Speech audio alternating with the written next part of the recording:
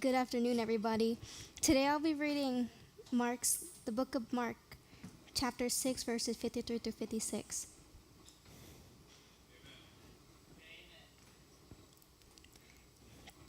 And when they had passed over, they came into the land of Ganesaret and drew to the shore. And when they were come out of the ship, straightway they knew him and ran through that whole region round about, and began to carry about in beds those that were sick, where they heard he was. And whithersoever he entered, into villages or cities or country, they laid the sick in the streets, and besought him that they might touch, if it were, but the border of his garment. And as many as touched him were made whole. This is the word of God.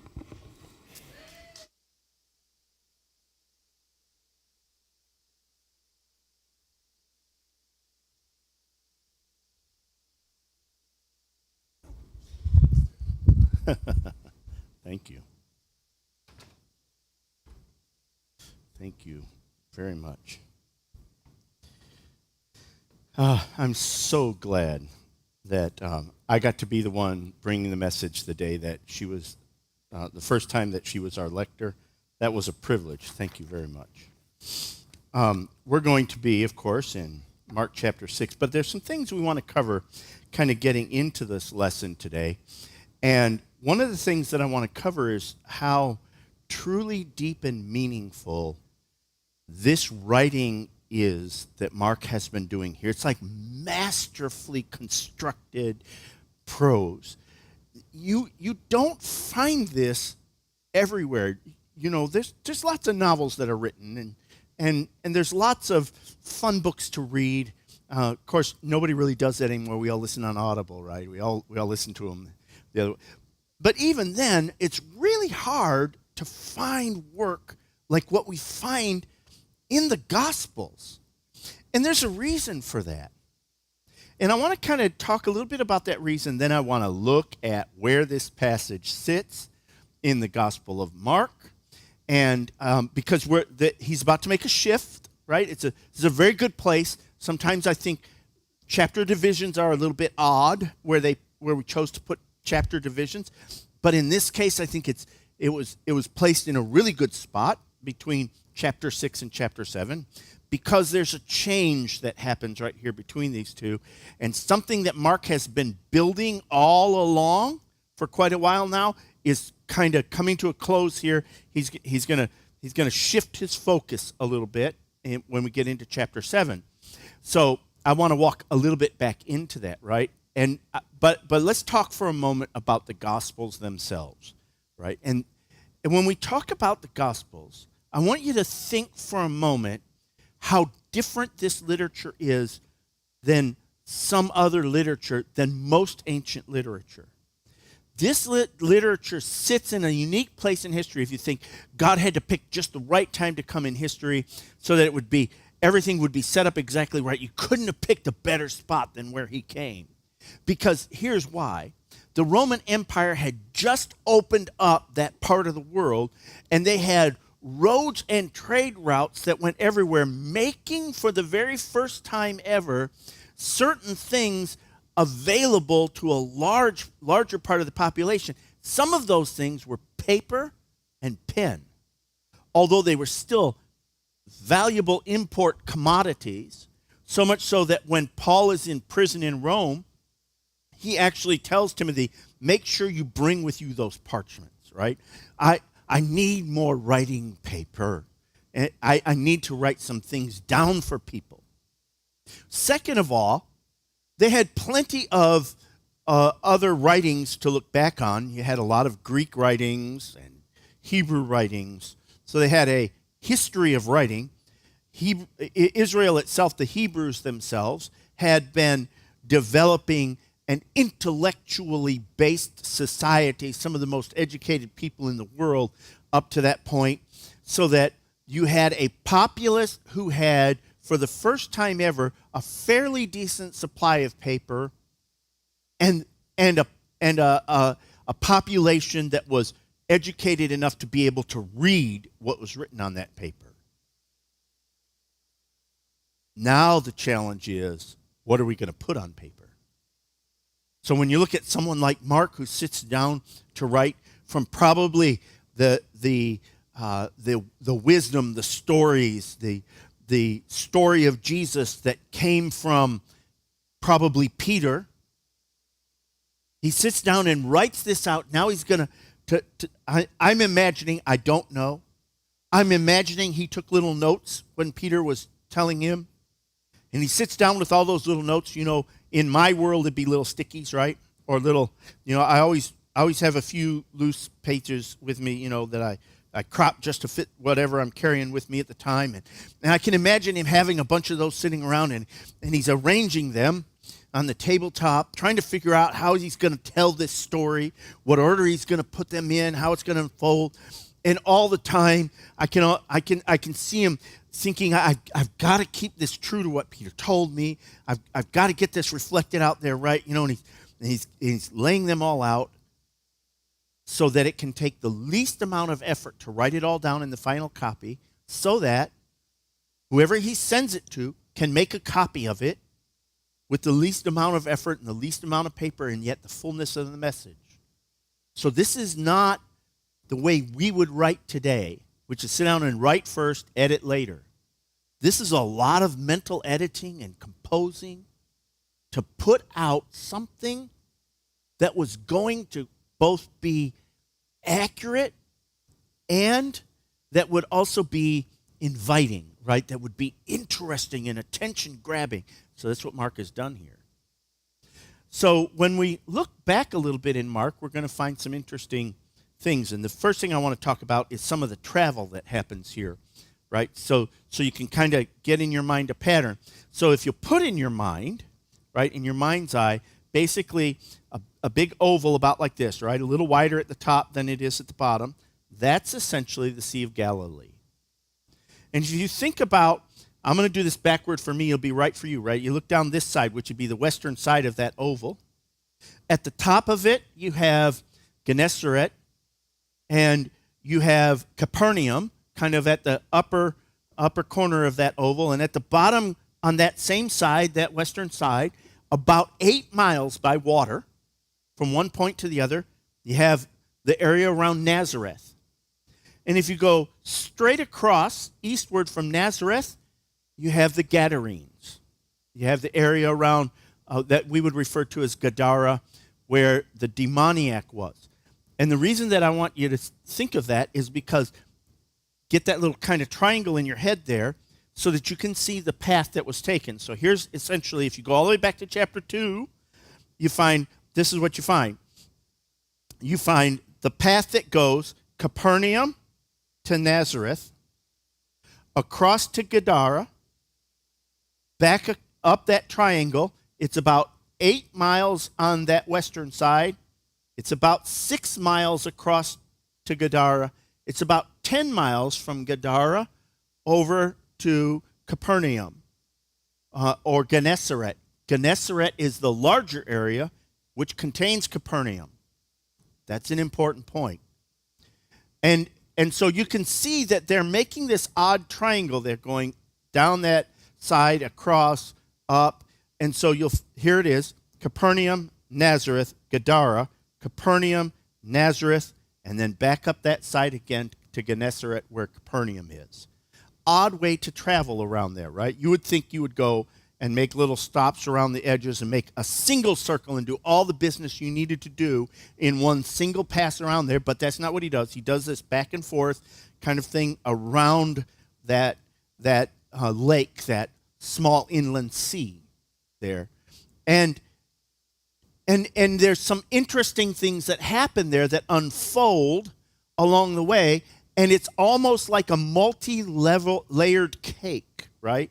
There's these little stories embedded within this set of travels that are meant to tell you a very large picture when it's all done. You see it all come together, and we're going to get to the end of that set of stories today, and we're going to look at the end piece of it, but I want to show you the build as we get there, right? So here it is.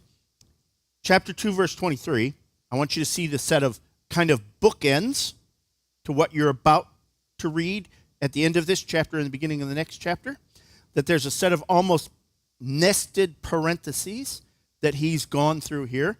And chapter 2 and verse 23, the disciples are accused of eating on the Sabbath. You have a Sabbath conflict that occurs it's their eating, right? They're eating that on the Sabbath day. They're actually harvesting the grain. They're doing work on the Sabbath day. And then chapter 4, verse 35, there's the story of a ship in a storm and the declaration that you have a lack of faith, right? Why don't you believe? What's wrong with your faith that you don't believe? And then chapter 5, verse 1, we have the landing on the other side of the lake, and they ask Jesus to leave, right? He lands, heals the demoniac, and they ask him, please go away. Don't come back, all right? Or go away, leave us alone. Chapter 6, verse 47, you have another, here's the other, closing that inner set of parenthesis, if you will. You have a ship in a storm, and the declaration that you have a lack of faith. There's something wrong with your faith. Chapter 6, verse 53, we have a landing on the other side, and suddenly he's welcomed in, right? He's gone back now in the other direction, and he's welcomed in. And then chapter 7, verse 1, the disciples are accused, again, of eating, this time with unwashed hands. So you see this little set of stories kind of nested in there, and it's almost like if I were looking at this like a lens, it's almost like he's pointing at something saying, you really need to focus on this. This is really important for you to get. All right, so what would it be? It would be an object lesson, right? In fact, it is a living illustration of the parables that Jesus had taught them. So let's look at the parables here for a second, and I'll show you exactly what I'm talking about. So the parables are back in chapter 4. And look back in chapter 4, and you'll find the following parables. The first one is the parable of the sower, which is really more like the parable of the soils, right? I mean, the different kinds of soil. But we refer to it as the parable of the sower because he starts out with that illustration. The sower went out to sow. And as he sowed, some of it fell in one place, some of it fell in another place, etc., right? And so you might think, well, that's he goes to the trouble of explaining that parable to them, telling them how to understand parables and how to interpret them. And he tells you this is 4 different kinds of hearts, right? The seed that fell on the pathway is seed that falls on a hard heart, and the evil one comes and he takes away that seed, and it doesn't bear fruit. But there's some that falls on the stony ground, and it springs up, but it doesn't have much root in itself. And when the sun comes out, it withers because it doesn't have any deep root, and it dies. And then there's another one that falls among the weeds, and these are those who they hear the gospel, and they receive it with joy, but then the cares of life and the riches of the world choke it, and it doesn't really bring forth much fruit. But then there's the seed that falls on the good ground, and it springs up and it brings forth all this fruit. So now what I want you to think is that the next set of stories that unfold are going to be an object lesson of that parable. So the very next thing that we run into is the demoniac. And the story of the demoniac is an interesting story because Jesus comes and heals a man who has been infested. I wouldn't even call it possessed. He's been infested with a legion of demons. And Jesus casts them out. And the people of that area who have been having to deal with this demoniac for a long time, they've tried to bind him with chains, and that didn't work. You know, they've tried everything they could to deal with this crazy lunatic man out screaming and cutting himself among the tombs, doing violence to people who go out there. He's a disruption. He's a bad mark on the community. He's an evil plight. And they come out there and they find him sitting there in his right mind. And you would think their reaction would be, I don't know how that happened, but however it happened, That's amazing. Let's get some more of that. We've got other problems here that need to be solved by that same thing. But that is not their reaction. Because they illustrate the hard ground. That seed went out, and their immediate reaction isn't anything like what we would see. They actually don't even receive the seed. Instead, the wicked one comes and takes it away, and there's no growth there at all. You think, well, then the very next story that comes along is the story of a ruler. And if you read that part of chapter 5, it makes a strange little hopscotch. You're introduced to this ruler, and it starts a story with the ruler, but then it stops, and it tells you the story of a woman. And then it goes back and picks up the story of the ruler. And he kind of does this so that you can get them in the right order, right? Because the next story isn't the story of the woman, even though her healing happens first, and the ruler's daughter in the chronology gets raised second, yet the next story that he actually needs you to notice is the ruler's story. And you remember how that story unfolds. This ruler has come to Jesus, and his daughter lies at home ill on the very brink of death. And as they're going along, and this woman touches him, and there's a delay. It's just enough of a delay to find out that the little girl has died. And Jesus reaches the house and finds the mourners weeping and crying and throwing themselves on the ground. This is a sad thing when children die. No parent should ever have to live through that. It's a terrible thing. And Jesus looks at them all and says, "Why are you crying? She isn't dead. She's only asleep." Now he's going to plant a seed. And it's going to bear fruit. But just like the seed that fell on the rock, it's not very much. Right? On the stony ground. Because it's just a few. It's just like the father and the mother and a couple disciples who get to come in and see this thing happen. Everybody else is pushed out.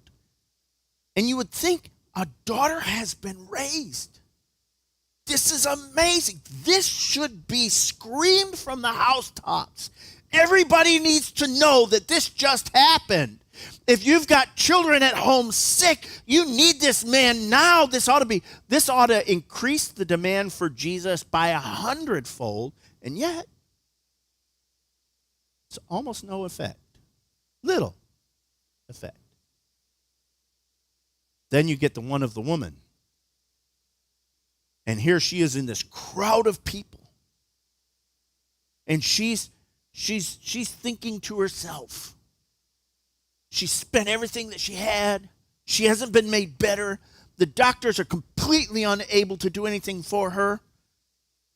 I just got a report about Brother Gary Sprague that they did that procedure in his heart this week, and it did not make an improvement. That was this woman's thing, right? This is something to pray about, right? We know the God who can make a difference in that. But this woman had been to every doctor, and they couldn't help her. But she thinks, if I could just touch the hem of his garment, I'd be made whole. And you can almost see her there in the middle of this, crowd of people bent over in pain, reaching down kind of between everybody. I just got to get a hold. And she just finds it. And in that moment, Jesus is, stop. Something happened. Somebody touched me. And everybody around him is like, oh, I can't. There's 150 people around you. What do you mean somebody touched you? Everybody's touching you. And you would think in their brain at that moment, they would think, well, there's touching, but then there's like getting in touch with. Completely different kind of touching. And you would think, we need to find out what it is to get in touch with Jesus that way. This woman is healed. She comes forth. She proclaims her healing. Jesus tells her, go your way. Your faith has made you whole.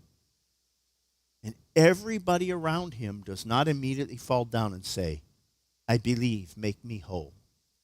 You would think. But you see, there's so much going on at the time around him.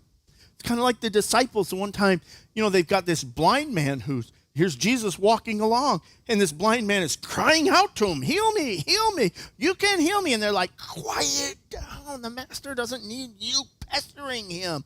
No, that's what he's here for. And she's like that one among the weeds, right? It grows up. You would think this ought to bring forth fruit, but it doesn't seem to. Then he goes to his hometown. And you got to picture this for a minute. Here he goes to Nazareth. And this looks so much like a harvest, but it's easy to miss. When you go back to the Old Testament and we read about the harvest works this way. There's this thing that we call the first fruits. It's those first things that become ripe, that are out there in the field, and they ripen before everything else does. Who knows why? It's just the way it is. Some plants are, they mature later. Some of us are late bloomers in life, and some of them just bloom earlier, and they ripen earlier. So you go out there and you bring in the first fruits, but you got to leave all the other ones there because they're not quite ripe yet. And then you get a whole bunch of workers to come in because now it's ripe. We were talking in the hallway in the break time about what it was when we were kids and we were throwing hay, right? I mean, there just comes this time when you almost don't have enough people to throw all the hay that you can bale in a day, right? And you could tell who'd been out there baling hay because you look at the inside of their arms and it's just all these little red prickle marks all over the inside of their arms, the top of their legs, because they've been working out there. And you get a bunch of them. We used to hire ourselves out, my brother and I. We'd go out to some of these big farms, and we'd be there for a week, taking the old hay out of the barn, putting the new hay in the barn, put the old hay back in the barn. It was good money. But that's the picture. You go out, small, the owner of the field goes out, brings in the first fruits, then hires laborers, sends them out to the field, and brings the harvest. And that's exactly the picture you get in Nazareth. Jesus steps in and can do no great work. He heals a few people. That's all. Then he ordains the disciples and sends them back out in those same villages that he was just in. And they have a great time out there, healing the sick and casting out demons. And they're reaping a harvest. So you have an object lesson in real life, like here's the parables, I'm going to tell them to you. Now let's go watch them unfold. So let's go first across the sea over here. That's why you cross over there right now, because you need to see this picture of the hard ground. I'm going to show you real hard ground. Here it is. We're going to go over there.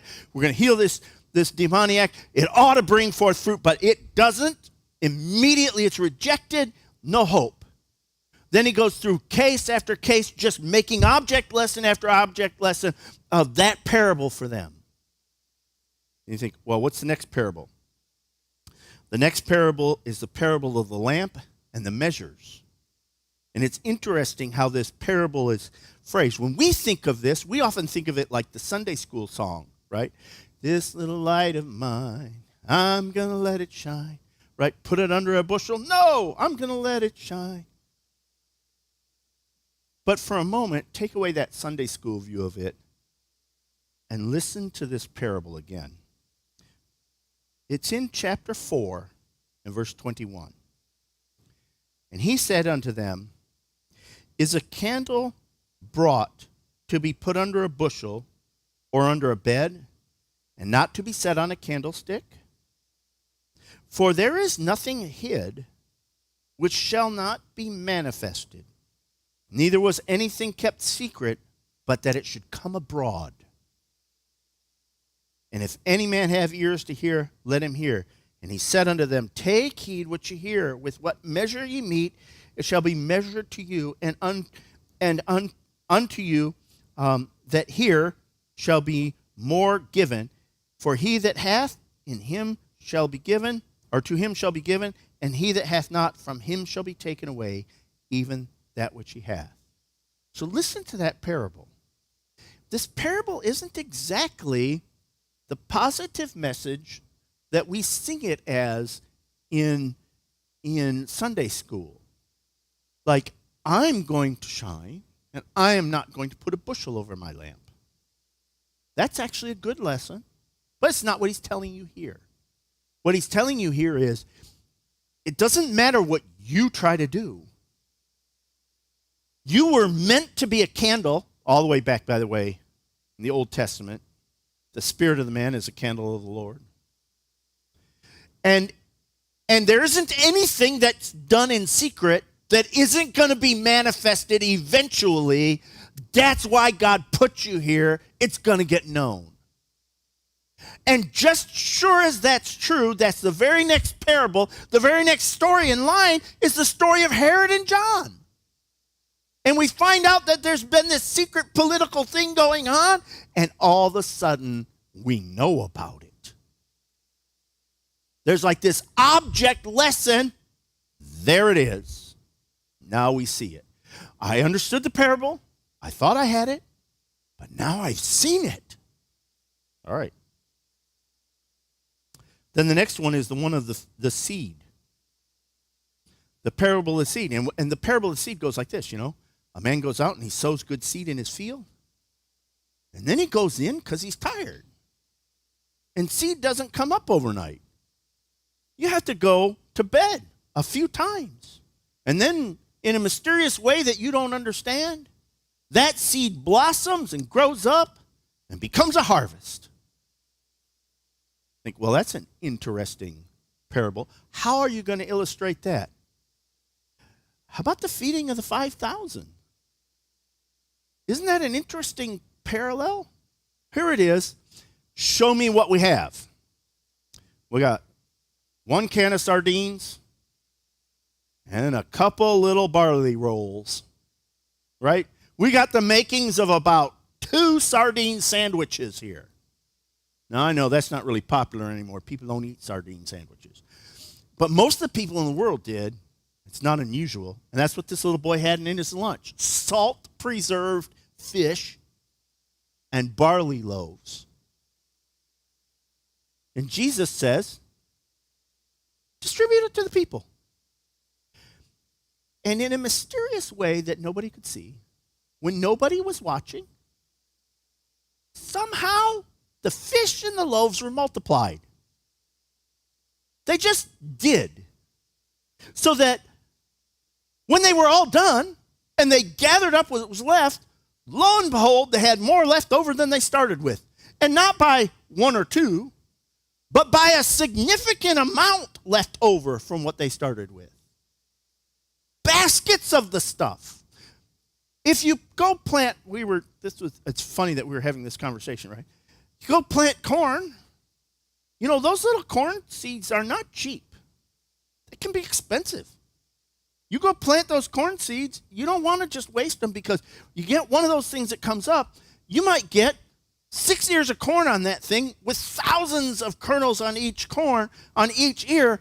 This is what he's looking at. He's like, I need you to see in real life what I'm trying to teach you in this parable.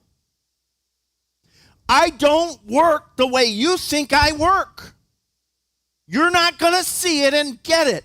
This kingdom functions differently. You need to understand how this is going to go. It's going to go like this.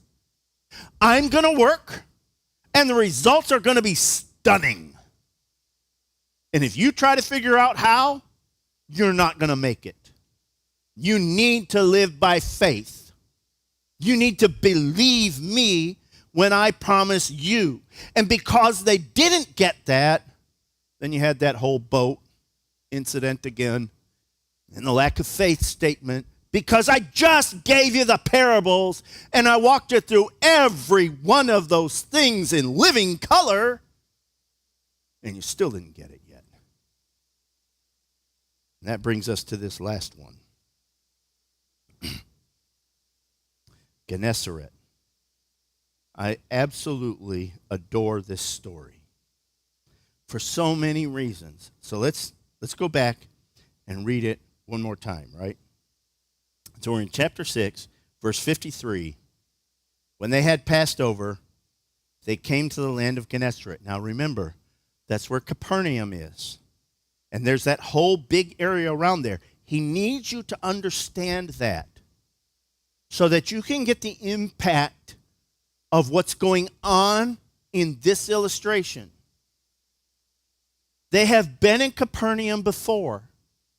They have done works in Capernaum before. They have preached in Capernaum. That's one little spot in a very big region on the northwest corner of that sea. Now they're going back not just to that one little spot, but to that whole big region that's there. And the story that unfolds looks exactly like the last parable that he gave you in chapter 4, which is the parable of the mustard seed. It's one little tiny spot, but then it grows into this big thing. And it's not just a big thing that it grows into, but stuff comes in from the outside to find a home there. Okay, so let's see. So they passed over, and they drew to the shore, and they were come out of the ship, straightway they. It's a good thing to kind of keep track of some of the pronouns here. The first they in that sentence was Jesus and the disciples, but the second they in that sentence was the people of that land, right? So when they were come ashore out of the ship, straightway the people of the land, the people of the land, knew him. How did they know him? He'd been to one tiny little spot, Capernaum. Now he lands kind of over just a little bit southwest of there, on the shore of Ganesaret. And people see him come out of the ship, and they know exactly who he is the moment they see him. But that's not all. They saw him, and then their reaction was to run. Isn't it strange? Maybe it doesn't hit you the way it hits me, but it seems to me like Mark is doing this little setup thing. Every place we go, the reactions are a little bit different than what we think they ought to be. He really focuses on the way people react to Jesus. It's like he wants you to see, look, the soil reacts to the seed. The people react to Jesus. I need you to see how people reacted to Jesus. This is key to the story, he's saying. And the way these people react to Jesus is he gets out of the ship and they recognize him, and so they run away. But this is a different running away. This isn't running away because I don't want to be seen by the Lord. That's going to happen. Right? We read about that in Revelation. They flee before the face of God, and they cry to the rocks, cover us from the face of him who sits on the throne. But that's not what these are running for. These aren't running away in fear. They're running for a very different purpose. They're a perfect illustration of the parable of the mustard seed.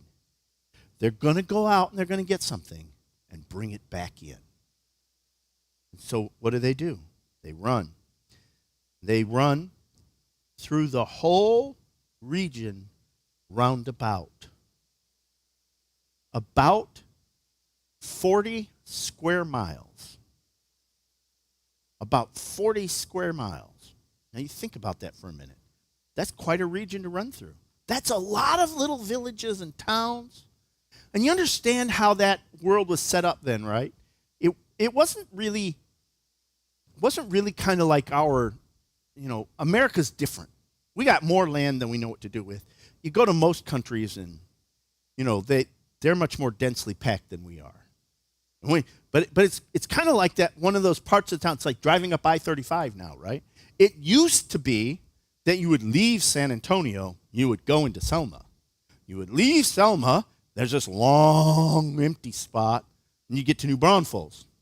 Then you'd leave New Braunfels, this long empty highway with nothing to see, and you come to San Marcos. Now it's not that way. Now you're passing from San Antonio to Selma to New Braunfels to San Marcos to Buda to Austin, and you felt like you've never left the city. You didn't even notice the difference. No, it was a little more like like these little villages, little cluster here on the side of the road, and then you go down the road just around the curve where nobody sees it anymore, and all of a sudden there's another little village there. And there might be a few hundred people in one of those little villages. And every now and then there's a town with maybe 1,000 or something like that in it. They're small, but they're everywhere. You don't go down a road without running into one of those little villages or one of those little towns. So to cover that space requires a lot of people doing a lot of running. And I'm trying to get you to see the picture Mark is painting here isn't one of everybody comes to him. It was one of everybody runs out to bring things back to him.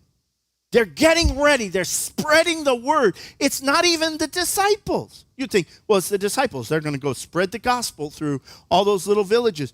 No, they're still with Jesus. They're standing there. People see him coming down, and they start running away. And I can just see the disciples like, well, this is going to be a big success, isn't it? Right? It feels that way. Like, everybody's ran away from us. Now what are we going to do? But little do they know that what's happening is all those people are running throughout that countryside, and they're telling everyone, the one who does the amazing stuff, that guy is here now in our country.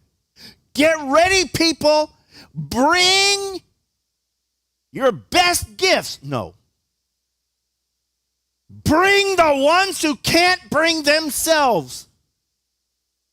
Bring the sick.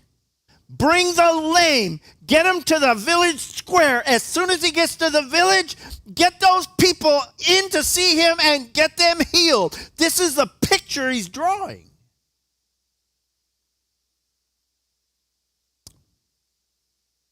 They ran throughout the whole region round about and began to carry about in beds those that were sick, where they heard he was.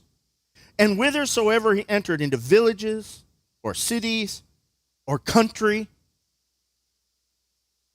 One time I had to take a bus ride out of Mexico. I don't recommend it. We're in this bus going down this highway. I don't know, you could call it a highway. There's no shoulders, right? I mean, it's just, and the bus comes to a stop. And I'm thinking, it's early morning. Sun's coming up over this big, it's like a wheat field or something, right? Big grass, like 5 foot high. And the sun's coming up over it, and the bus comes to a stop. Boom, there's nothing around. There's no village, there's no city, there's no nothing. The bus just stops, boom. I'm thinking, broke down? No, we're sitting there, the engine's running, the air conditioner's still going. People appear. They come out of the grass. They walk up and get on the bus. There's nothing there. I have no idea how the bus driver knew to stop. It's not like there's a bus stop sign by the road there. I don't know how he knew where to stop. I don't know how those people knew where to go to get the bus. But he stops in the middle of nowhere, and these people appear out of the grass. It's like watching, Build It and They Will Come, right? It's people walking out of the grass, and they get on the bus. That's what it was like for Jesus. He's going down a country road, and as he's going down the country road, people appear. They just come out to see him. Why? Well, because he's the one who can do something about the problems they have. Nobody else could do it. He's the only one. They could try all the doctors they wanted. They could try all the magicians they could find. They could try every procedure they could think of. But you've got people who are sick and lame. You need to get them out on the road where he's going to be. Get them out to him because he can do something about it, and he does. Wherever he goes, people are bringing out their sick and they're lame in the middle of the country somewhere in a little village in a city, and he's healing them wherever he goes. Because he needs them to understand what the parable of the mustard seed was really about. It was really about when the church is what it ought to be.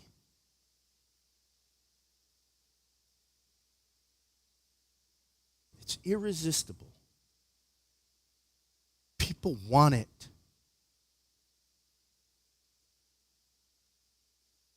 It ought to make us almost like draw our breath in and think, maybe we're not what we ought to be.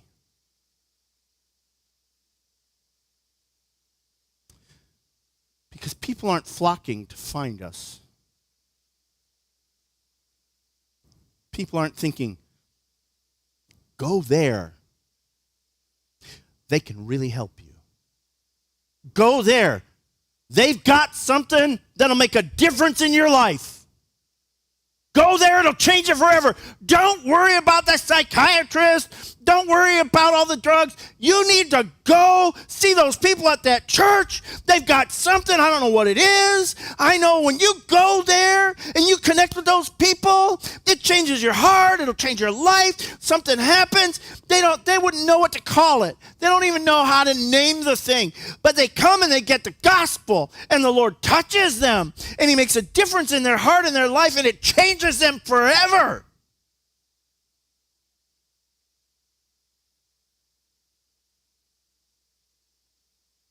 They'd be desperate for it. Whithersoever he entered, in the villages or cities or country, they laid the sick in the street and besought him that he might touch it, that they might touch, if it were but the border of his garment. Where did we hear that before? Remember that poor woman? Been to all the doctors, spent all the money. Now she's broke and still bleeding. And she thinks to herself, if I could just touch the border, just the hem, that's all I need.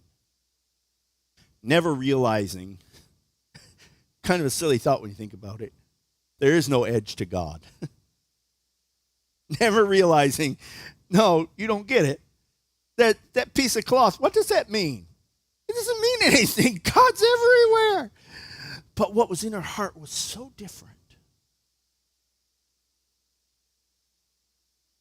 That when she connects with Jesus, it's a completely different thing. And all of these people want that same experience.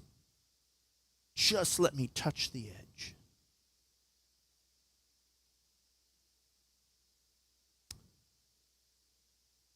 And as many as touched him were made whole.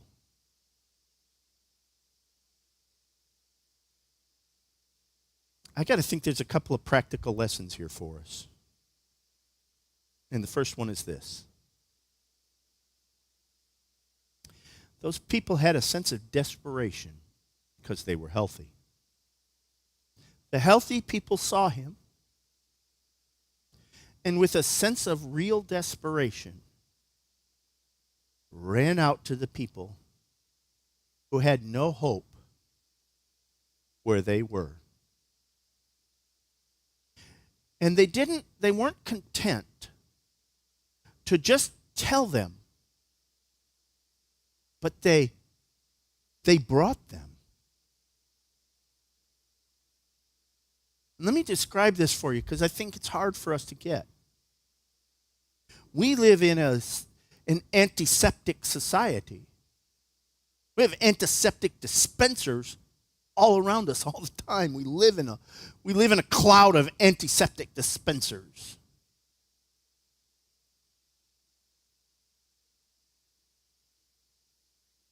The other day, I was cleaning out these little glass bulbs that hold plants that grow in the water in the bulb. One of the plants had died. Wesley was with me in the kitchen. I took that bulb, pulled the plant out, turned it over and dumped the water out in the sink, and his reaction was immediate. It was like, oh, that smells septic. That's gross. I'm getting out of the kitchen. And he left. But you understand? That's what sick people smell like. It's not pretty. A septic wound smells awful. If you're going to do this job, if we're going to do what they did, if we're going to be those, we're not exactly the disciples like the disciples were. We're those who came after that. It's our job to run out, to find those who have been injured by sin, who have become septic in it, and tell them, he's coming. There's one coming down the road. I want to take you to him. Let me bring you to him. If you can just come to him and touch him, you can be changed. He can save you. He can clean this up. It'll make a difference. But in order to do that, we have to be willing to go out and touch septic things that are not pretty. You can't do it. Well, tell you what we want to do. We want to do it from a distance. We want to do it on the TV. We want to do it on the internet. We want to send a postcard and have the postcard draw them in. We want to make a cool video and have the video draw them in. But that wasn't the way then, and it isn't the way today. The only real way to do this is to go out, to find those who are septic in sin, lame beyond capacity, cannot understand it. If they couldn't get there, who under their own power couldn't find their way to Jesus, and bring them to him.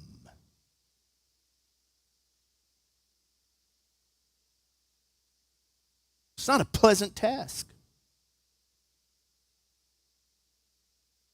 But if we want to see these kind of results, it's what we're supposed to be doing. You invite them to church. You say, look, here's how it's going to look. I'll give you an example of how it looks. They drank all Friday night. They were hungover and threw up and they're filthy on Saturday. And you get there on Sunday and they still haven't showered. But you pick them up in your car, and you take them out for something to eat. I know they don't smell good. I know it feels funny. But you treat them like they're anybody else. You don't notice how they smell and how they are. You're trying to get them to Jesus. The only thing you're trying to do is get them into church. They can hear the gospel. They can see the testimony of people who were drug addicts or drunkards or angry or just lost in the degradation of lust and sin, but have been touched by Jesus and healed, and they can hear that testimony, they can see that story, and they can desire that one tiny little desire that changes everything. One tiny little thing, that's all that you're looking for, is for them to say, please, let me touch him. Because it's all it takes. You touch Jesus, and it'll all change. No shower is going to fix it. No washing them up is going to make any difference. No new leaf turning over. No determination. No. It's when they touch Jesus. And it's our job to be like that little mustard seed growing, like these people on the shore, to go out and grab a hold of them and bring them to the Savior. I love that song, bring them in from the fields of sin. Bring the wandering ones to Jesus. Will you catch a vision today? Let's close out in a word of prayer. Heavenly Father, it's so great to be around your table with all those you've washed clean from their sins, dressed in robes of righteousness, singing the songs of Zion. raising our hands in praise and adoration to you. It's so sweet that we just don't want to leave. And when we think about going out and getting dirty again, smelling the sepsis, seeing the degradation and the filth, the pain, the awkwardness that comes from sin, Lord, we sort of want to stay away from all that. But it's wrong. And we confess it today. Lord, I pray that we would be more like these sweet people who, knowing very little else, know who you are. Lord, they didn't receive your instruction. They're not the ones who heard the parables. They didn't get all the inside story like the disciples did, but they knew who you were. And that was enough for them. They weren't going to sit around and waste any more time when there were that many people who needed help. They were going to get out and bring them in. Lord, I pray that would be us. Forgive us for hanging around the table so long. And Heavenly Father, I pray you'd bless our efforts now as we go out to bring them in, that we would find those who are on that verge, who found the desperation in life and are now looking to say, I need something different. Nothing else has worked. I've tried it all. So that we can introduce them to you and they can desire that touch. And I pray you'd bless us as we go out today into our week, that we'd carry this in our hearts. In Jesus' name we pray. Amen. Thank you for being here today.